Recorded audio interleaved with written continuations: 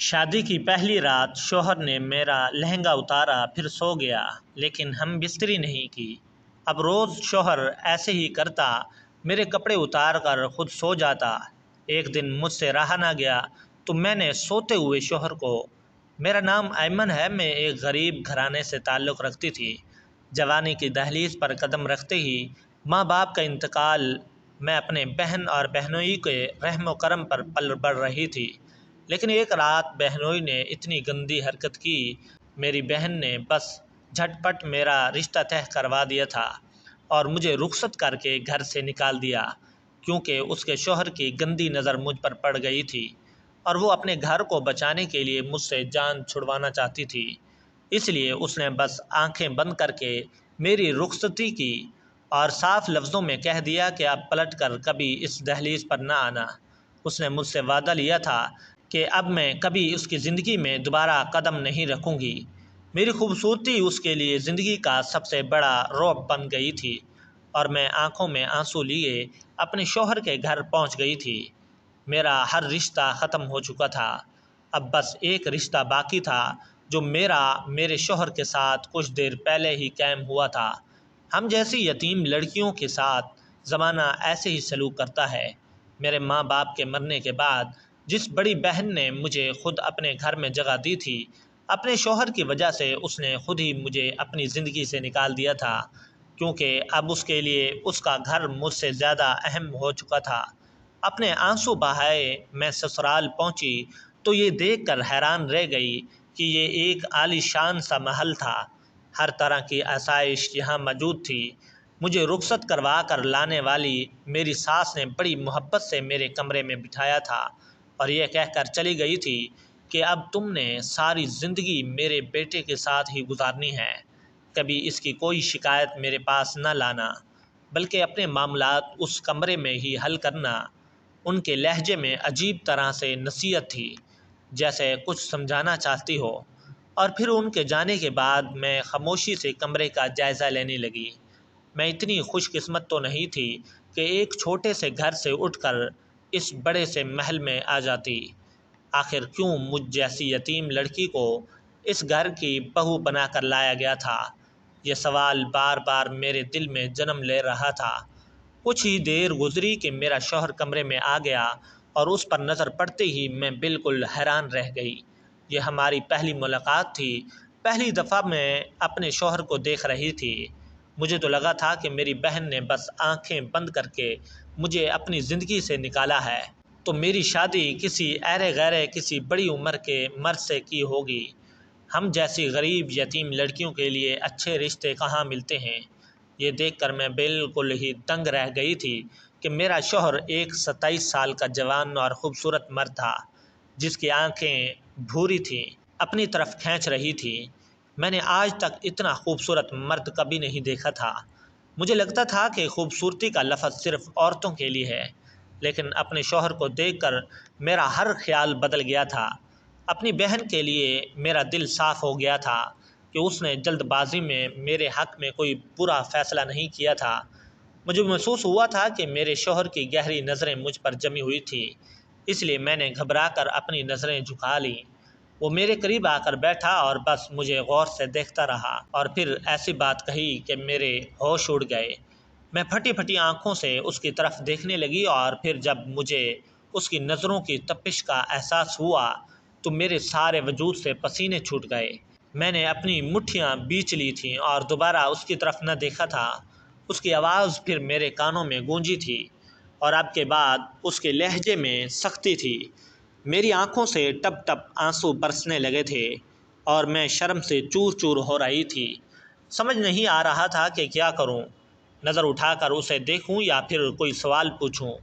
اتنے میں اس نے بری طرح میرا گھونگھٹ کھینچ کر دور پھینکا تھا، پھر چیخ کر کہا تھا کہ سنائی نہیں دیتا میں کیا کہہ رہا ہوں، اپنے پورے کپڑے اتار دو۔ اس کی تیز آواز پر میں اس طرح روئی تھی، اس کی آواز نے مجھے خوفزدہ کر دیا تھا۔ میرے رونے پر زور زور سے چیخا اور کہنے لگا کہ اپنی آواز بند رکھو اور جو میں کہہ رہا ہوں بس وہ کرو۔ میں نے گھبرا کر اس کی طرف دیکھا تو اس کی آنکھوں میں وحشت اتر آئی تھی۔ وہ عجیب سے انداز میں میری طرف دیکھ رہا تھا۔ مجھے لگا اگر میں اس کی بات نہیں مانوں تو وہ کسی بھی حد سے گزر جائے گا۔ میں نے ڈرتے ڈرتے اپنی شرٹ سائڈ پر کرنی شروع کی تو وہ بڑے مزے سے سگریٹ اپنے ہونٹوں میں لگا کر مجھ پر نظر جمائے بیٹھ گیا۔ میں اس شادی کو لے کر بہت زیادہ تو خوش نہیں تھی اور نہ ہی کچھ خواب لے کر اس گھر میں آئی تھی اور نہ ہی خواب لے کر اس گھر میں آئی تھی۔ میرا شوہر میرے ساتھ ایسا سلوک کرے گا مجھے اس کی توقع بھی نہیں تھی۔ آہستہ آہستہ لرزتے کانپتے میں نے اپنے وجود سے اپنے کپڑے جدا کر دیے اور بس سر جھکائے شرمندگی سے آنسو بہا رہی تھی۔ ویسے تو ہمارے جائز رشتہ تھا اور اپنے شوہر کے سامنے اس طرح پیش ہونا کوئی غلط بات نہیں تھی، لیکن جو کچھ میرے شوہر نے کیا تھا وہ اندازاً غلط تھا۔ مجھے تو اپنے آپ سے شرمندگی ہو رہی تھی۔ میں بالکل بے لباس تھی۔ جیسے ہی میں نے اپنے کپڑے اتارے وہ اٹھ کر میرے قریب چلا آیا۔ میں ڈر کر اپنے آپ میں سمٹ گئی، اب نہ جانے کیا کرے گا، لیکن اس نے میرے بستر سیٹ کیا اور کہنے لگا چلو لیٹ جاؤ، رات بہت ہو رہی ہے۔ اور پھر اس نے مجھے ایسے ہی برہنہ حالت میں بستر پر لٹا دیا اور خود بھی بستر پر لیٹ گیا۔ میں بری طرح کپ کپا رہی تھی کہ نہ جانے وہ رات مجھ پر کیسے کیسے ستم ڈھائے گا، لیکن کچھ دیر بعد مجھ پر حیرتوں کا پہاڑ ٹوٹ پڑا، کیونکہ میرا شوہر سو چکا تھا۔ اس کے خراٹوں کی آواز پورے کمرے میں گونجنے لگی تھی اور میں برہنہ حالت میں ہی اپنی جگہ پر لیٹی رہی تھی۔ شوہر کے سو جانے کے بعد میں بھی اتنی ہی خوفزدہ تھی کہ اپنی جگہ سے اٹھ کر دوبارہ اپنا لباس بھی نہ پہن سکی تھی۔ میری آنکھوں میں گزری راتوں کا منظر چل رہا تھا۔ کاش کہ میرا بہنوئی میرے ساتھ ایسا سلوک نہ کرتا تو میری بہن یوں مجھے اپنے گھر سے باہر نہ نکالتی۔ میرے ابا کے انتقال کو 3 مہینے ہوئے تھے۔ ان کے جانے کے بعد میں بالکل بے آسرا ہو گئی تھی، کیونکہ ہماری اماں کا بہت پہلے ہی انتقال ہو چکا تھا۔ ایسے میں میری بڑی بہن نے میرے سر پر ہاتھ رکھا اور مجھے اپنے سسرال لے گئی، جہاں وہ اس کا شوہر اور 4 بچے رہتے تھے۔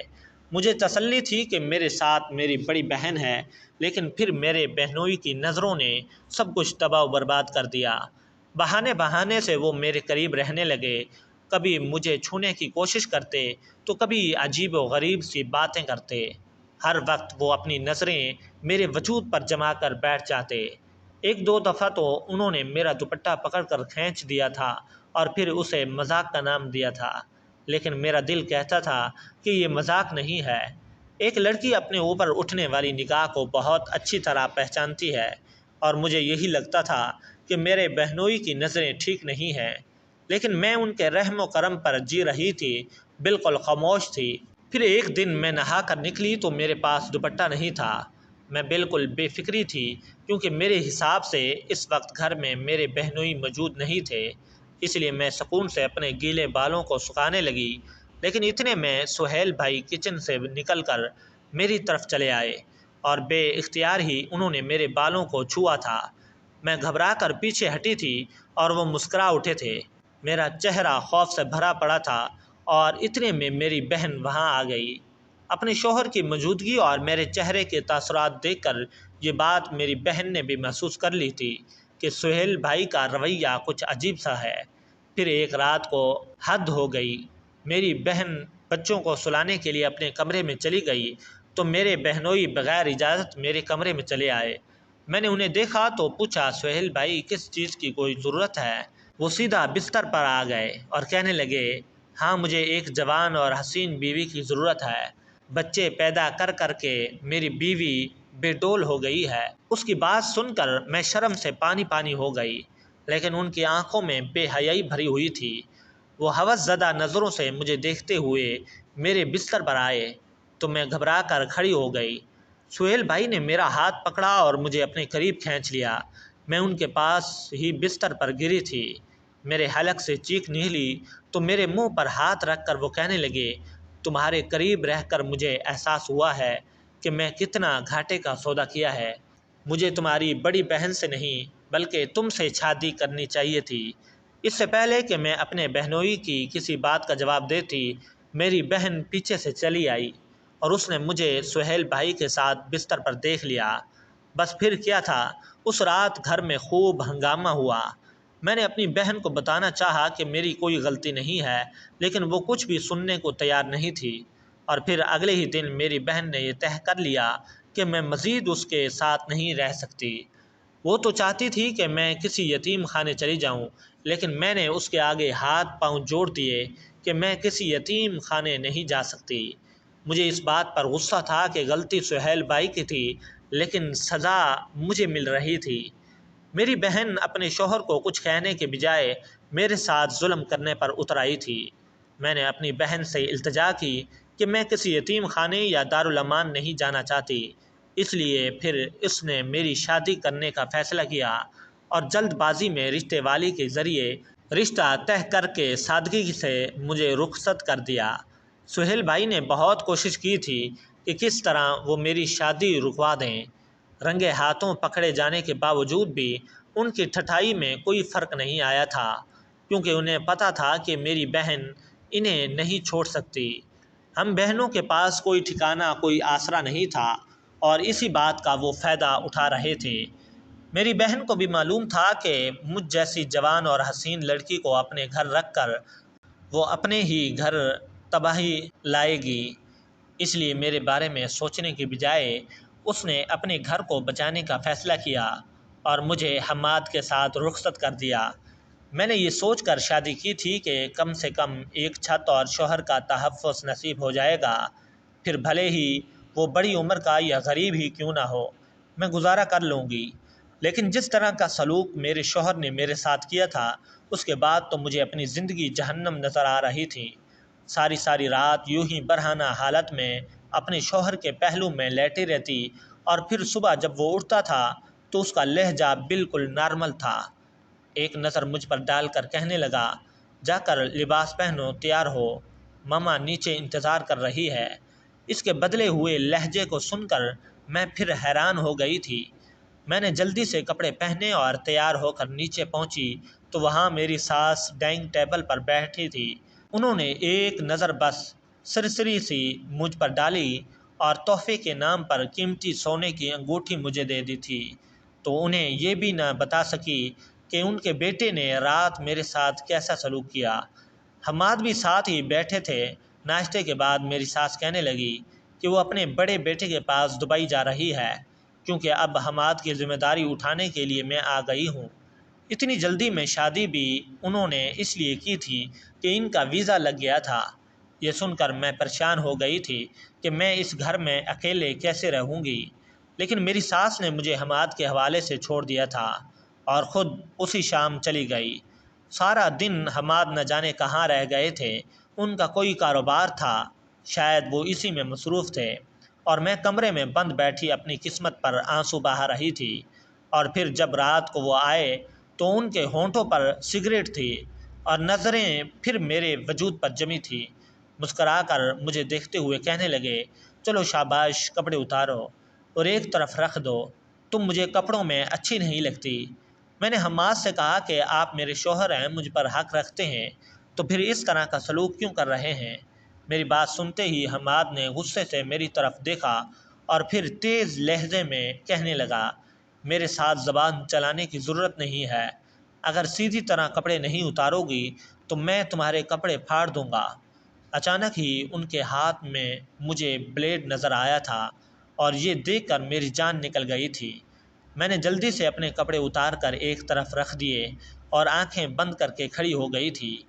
میری اس حرکت پر حماد کہنے لگا کہ ایسا کیوں کھڑی ہو، چلو لیٹو، اور پھر زبردستی انہوں نے مجھے بستر پر لٹا دیا اور خود میرے ساتھ ہی لیٹ گئے، لیکن مجھے ہاتھ تک نہ لگایا۔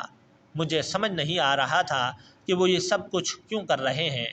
ساری رات میں بس آنسو ہی بہاتے رہ گئی۔ ایسا لگ رہا تھا کہ میری قسمت میں رونا ہی لکھا ہے۔ نہ شوہر کا مزاج سمجھ میں آیا، نہ سہیل بھائی کی ہوس پرستی، میری ساس کا اچانک چلے جانا۔ کون اپنی نئی بہو کو اس طرح بیٹے کے پاس چھوڑ کر جاتا ہے؟ اس گھر میں کسی چیز کی کوئی کمی نہیں تھی، لیکن میری زندگی میں ہر چیز ادھوری تھی۔ اور پھر دوسری رات بھی ایسے ہی گزر گئی تھی۔ آہستہ آہستہ دن اسی طرح گزرنے لگے۔ سارا دن میں خاموش چپ چاپ سے بیٹھی رہتی۔ ایک ملازمہ آتی تھی جو سارا کام کاج کرتی اور پھر واپس چلی جاتی تھی۔ کھانا بھی وہی تیار کرتی تھی۔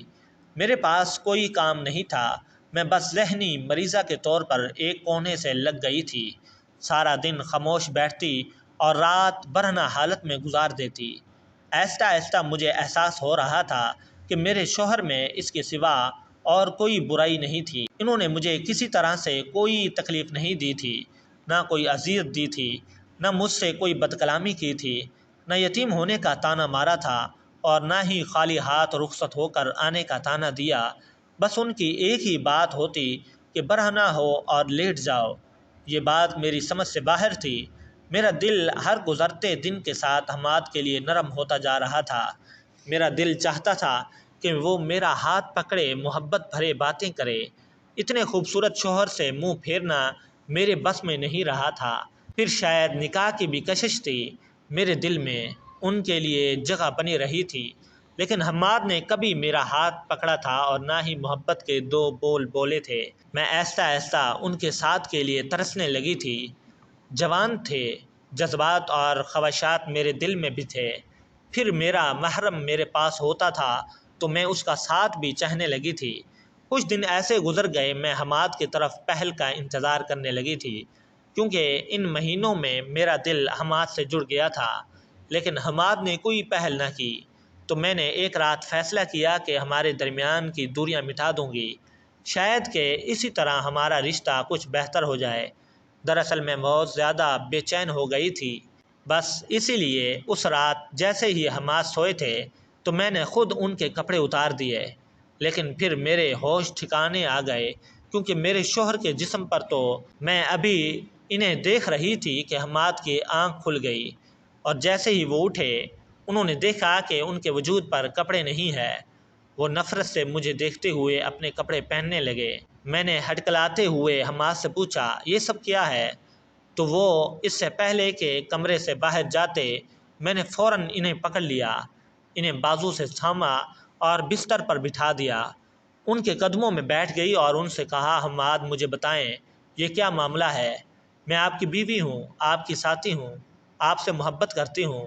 اگر آپ اپنی پریشانی، اپنا مسئلہ مجھے بتائیں گے تو سب کچھ ٹھیک ہو جائے گا۔ میری محبت والی بات پر حماد نے حیرت سے میری طرف دیکھا تھا، پھر رونے لگے تھے۔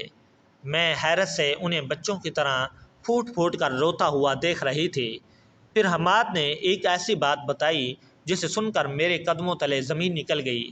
حماد کہنے لگا کہ میرے بابا ایک بہت بڑے بزنس مین تھے، ہمارے پاس کسی چیز کی کوئی کمی نہیں تھی۔ میرے بابا مجھے اچھی تعلیم دلوانا چاہتے تھے، اس لیے اپنے ساتھ لندن لے گئے۔ میں، میری مما اور بابا لندن میں ہی رہتے تھے اور میں وہیں کے ایک سکول میں پڑھتا تھا۔ وہ بہت بڑا سکول تھا جہاں امیروں کے بچے آتے تھے۔ میں بہت زیادہ خوبصورت اور حسین تھا، اس لیے ہر ایک کی نظر مجھ پر ٹھہرتی تھی۔ میں اسی طرح کالج میں پہنچ گیا۔ پھر ایک روز چھٹی کے وقت مجھے کلاس کے کچھ لڑکوں نے ہوم ورک کے نام پر روک لیا۔ میں ان کے ساتھ رکا تو وہ مجھے زبردستی اپنے کمرے میں لے گئے۔ انہوں نے مل کر میرے ساتھ زبردستی سیلفیاں بنائیں۔ میں سیدھا سادہ تھا، ان کے آگے میری کچھ نہ چلی۔ وہ انگریز لڑکے تھے۔ میں ان کے ساتھ ان کے گھر پہنچ گیا اور وہاں جا کر مجھے احساس ہوا کہ وہ گھر بالکل خالی تھا، وہاں اور کوئی نہیں تھا، بس وہ 6 لڑکے اور میں اکیلا۔ پھر اچانک ان لڑکوں نے مجھے کہا کہ اپنے کپڑے اتارو۔ یہ سن کر میں حیران رہ گیا۔ میں نے کہا کہ یہ کیا مذاق ہے؟ تو ان لوگوں نے زبردستی مجھے مجبور کیا کہ میں اپنے کپڑے اتاروں، اور پھر خود کھینچ تان کے میرے کپڑے اتار دیے۔ مجھے برہنہ کر کے ان کے چہروں پر ایک عجیب سی خوشی آئی تھی، اور پھر ان لڑکوں نے باری باری مجھے اپنے زیادتی کا نشانہ بنایا تھا۔ میری حالت بہت زیادہ خراب ہو چکی تھی، میرے اعضاء نے کام کرنا چھوڑ دیا تھا۔ مجھے زیادتی کا نشانہ بنا کر اپنی ہوس پوری کر کے وہ مجھے چھوڑ کر فرار ہو گئے تھے۔ شام تک میں اسی گھر میں پڑا رہا تھا، اور پھر میری ماں باپ پولیس کی مدد سے مجھے ڈھونڈتے ہوئے وہاں تک پہنچے تھے۔ میری حالت بہت بری تھی۔ میرے والد نے پولیس کیس کروایا اور لڑکے گرفتار ہو گئے، لیکن ان کی گرفتاری سے میرے ذہنی حالت ٹھیک نہ ہو سکی۔ میں ہر روز جیتا تھا اور ہر روز مرتا تھا۔ میری حالت دیکھ کر میری ماں اس دنیا سے چل بسی اور میرے بابا مجھے لے کر واپس پاکستان آ گئے۔ میری تعلیم بھی ادھوری رہ گئی تھی۔ پھر میرے خاطر بابا نے دوسری شادی کی تاکہ کوئی عورت اگر مجھے سنبھالے گی، لیکن میں سارا وقت اپنے کمرے میں بند رہتا۔ کچھ وقت گزارا تو بابا نے مجھے کاروبار میں شامل کر لیا۔ میرا دھیان بٹایا۔ میری سوتیلی ماں نے میرا بہت خیال کیا، جبکہ وہ پہلے سے 3 بچوں کی ماں تھی اور ان کے بچے دبئی میں رہتے تھے۔ وہ بابا کی دوست کی بیوہ تھی جسے بابا نے میری خاطر شادی کی تھی۔ میری ذہنی حالت کو دیکھتے ہوئے اپنے بچے چھوڑ کر وہ میرے ساتھ رہی، اور پھر میرے بابا بھی اس دنیا سے چلے گئے۔ میری ذہنی حالت اب بھی بہتر نہیں تھی، مگر ڈاکٹر نے کہا تھا کہ میری شادی کے بعد شاید میں ٹھیک ہو جاؤں گا۔ اس لیے مما نے میری شادی کروائی، کیونکہ انہیں اپنے بچوں کے پاس جانا تھا۔ مجھے بھی لگا تھا کہ شادی کے بعد شاید میں سنبھل جاؤں گا، لیکن جب میں نے اس رات تمہیں کمرے میں دیکھا اور مجھے یہ احساس ہوا کہ تم میرے آگے بالکل بے بس ہو اور جو میں چاہوں گا کروں گا، تو میرے اندر بدلے کی آگ نے جنم لیا۔ میں نے تمہارے ساتھ وہی کیا جو ان لڑکوں نے میرے ساتھ کیا تھا۔ مجھے بے بس پا کر انہوں نے میرے ساتھ بہت زیادتی کی تھی۔ میں تمہارے ساتھ زیادتی تو نہیں کر سکتا تھا، البتہ تمہارے کپڑے اتروا کر مجھے عجیب سی تسکین ملتی تھی، جیسے میں نے اپنا بدلہ لے لیا ہو۔ اس لیے میں ہر رات یہی سلوک کرنے لگا۔ ساتھ ساتھ میرا علاج بھی چل رہا تھا۔ میں نے اپنے ڈاکٹر کو بھی اپنے اس مسئلے سے آگاہ کیا تو انہوں نے بھی میری بہت مدد کی اور آہستہ آہستہ میرے دل کو نرم کرنے لگے۔ میرے دل میں تمہاری محبت پروان چڑھنے لگی۔ میں نے تمہارے ساتھ کبھی برا سلوک نہیں کیا، لیکن خود کو اس ظلم سے بھی کبھی روک نہ پایا جو میرے ساتھ ہوا تھا۔ مگر آج تم نے میرے جسم پر موجود وہ سارے نشان دیکھ لیے جو ان لڑکوں کی بدولت مجھے ملے تھے۔ بہت علاج کے باوجود بھی یہ نشان نہیں گئے۔ اسی وجہ سے مجھے ہر دن وہ شام یاد آتی ہے جب میں نے اپنا آپ لٹایا تھا۔ حماد روتے ہوئے کہنے لگے، ایمن، میں جانتا ہوں اس سب میں تمہارا کوئی قصور نہیں، لیکن میرے دل و دماغ پر وہ شام بھاری ہے۔ میرا دل چاہتا ہے کہ ہر کسی سے اس شام کا بدلہ لے لوں۔ حماد اپنے بالوں کو مٹھیوں میں نوچتے رو رہا تھا۔ ان کی بات سنتے ہی میں نے انہیں سینے سے لگا لیا۔ ان کے جسم پر موجود زخموں کے نشانات نے میرے دل جیت لیا تھا، اور یہ جان کر کہ حماد جیسا خوبصورت لڑکا اس کے ساتھ اتنی بڑی زیادتی ہوئی ہے، میرا دل کانپ اٹھا تھا۔ آج کل کے دور میں لڑکے بھی محفوظ نہیں ہیں، یہ سوچ کر ہی میں گھبرا گئی تھی۔ میں تو یتیم خانے جانے کے نام سے اس لیے ڈرتی تھی کیونکہ میں نے سنا تھا کہ وہاں لڑکیوں کے ساتھ اچھا سلوک نہیں ہوتا۔ مجھے تو سہیل بھائی بھیڑیا دکھائی دیتا تھا۔ میں یہ سمجھتی تھی کہ میں یتیم ہوں، اس لیے وہ میرے ساتھ ایسا سلوک کرتا ہے، لیکن حماد تو اپنے مما اور بابا کے ہوتے ہوئے بھی چند آوارہ لڑکوں کی بھیڑ چڑھ گیا تھا۔ حماد کی سچائی جانے کے بعد میں نے حماد کو آہستہ آہستہ محبت اور توجہ دینے شروع کی۔ ان کا علاج تو پہلے چل رہا تھا، میں ان کے ساتھ ڈاکٹر کے پاس جانے لگی، اور پھر آہستہ آہستہ ہمارے درمیان کے تعلقات بہتر ہونے لگے تھے۔ آج میری اور حماد کی شادی کو 3 سال ہونے والے ہیں۔ ان سالوں میں ان کے اندر بہت بڑی تبدیلی آئی۔ ان کا رویہ نارمل ہو رہا ہے، اور میں دعا کرتی ہوں کہ کسی لڑکے کے ساتھ ایسی زیادتی نہ ہو۔ بیٹیوں کے حق میں تو ہر کوئی دعا مانگتا ہے، لیکن ہمیں بیٹوں کے اچھے نصیب کی بھی دعا مانگنی چاہیے، ورنہ حماد جیسے امیر اور خوبصورت لڑکے بھی پھنس جاتے ہیں۔